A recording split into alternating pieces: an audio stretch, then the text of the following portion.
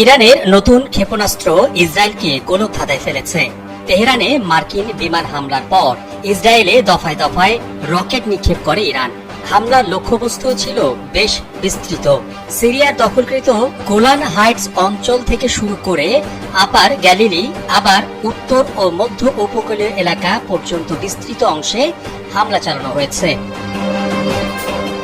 তবে আশ্চর্যের বিষয় হলো, ইরানের নতুন ক্ষেপণাস্ত্রে ইসরায়েলে আগাম সতর্কতামূলক কোনো সাইরেন বাজেনি।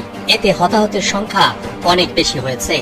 এই প্রথম এমন ঘটনা নিয়ে নতুন আতঙ্ক দেখা দিয়েছে ইসরায়েলে। এই খবর জানিয়েছে টাইমস অফ ইসরায়েল। দেশটির হোম ফ্রন্ট কমান্ড ঘটনাটি তদন্ত করছে বলে জানিয়েছে ইসরায়েলি গণমাধ্যম। ইসরায়েলি চিকিৎসা কর্মীরা বলছেন, সর্বশেষ ইরানি ক্ষেপণাস্ত্র হামলায় দেশ জুড়ে 10টিরও বেশি আঘাতপ্রাপ্ত স্থানে জরুরি সেবা দেওয়া হয়েছে।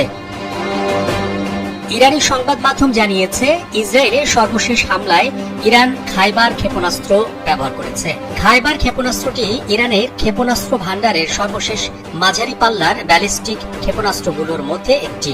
এটি আনুষ্ঠানিকভাবে খোররাম শাহ 4 নামে পরিচিত। এই অস্ত্র ইরানের দেশীয় উৎপন্ন খোররাম শাহ ক্ষেপণাস্ত্র সিরিজের 4th জেনারেশন।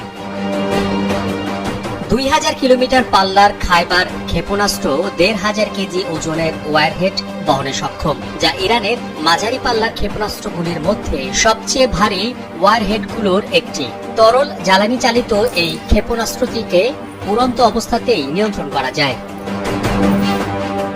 এর পাশাপাশি বায়ুমণ্ডলের বাইরে ওয়ারহেডের গতিপথ সামঞ্জস্য করার সক্ষমতাও রয়েছে এই ক্ষেপণাস্ত্রটির।